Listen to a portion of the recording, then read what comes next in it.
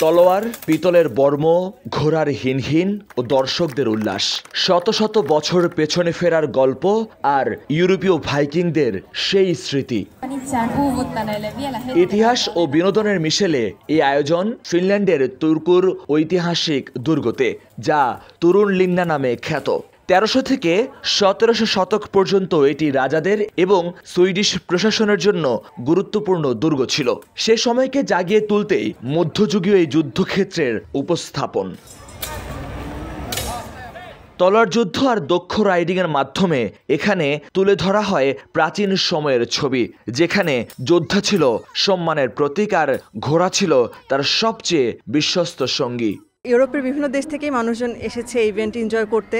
এখানে ঘোড়ার প্রতিযোগিতা এবং তলোয়ার প্রতিযোগিতা হচ্ছে এবং বিভিন্ন ইন্টারন্যাশনাল প্লেয়াররা এখানে অংশগ্রহণ করেছে। এখানে এসে খুব ভালো লাগছে।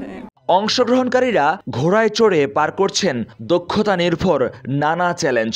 একে অপরের মুখোমুখি হয়ে সংঘর্ষে লিপ্ত হচ্ছেন বর্মধারী রাইডাররা।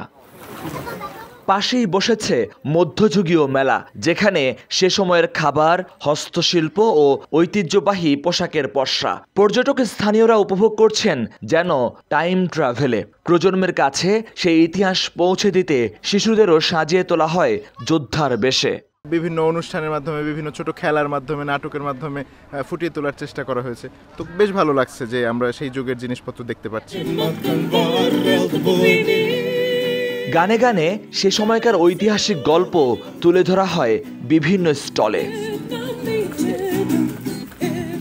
চলছে ভাইকিংদের সেই সমরাস্ত্রের প্রদর্শনী, কোনো কোনো ক্ষেত্রে প্রতিযোগিতা, এবং এটিকে কেন্দ্র করে প্রতি বছর জমজমাট আসর বসে এই তুর্কুতে, যাকে কেন্দ্র করে উত্তর ইউরোপের অনেক মানুষই এখানে সমাগম করেন।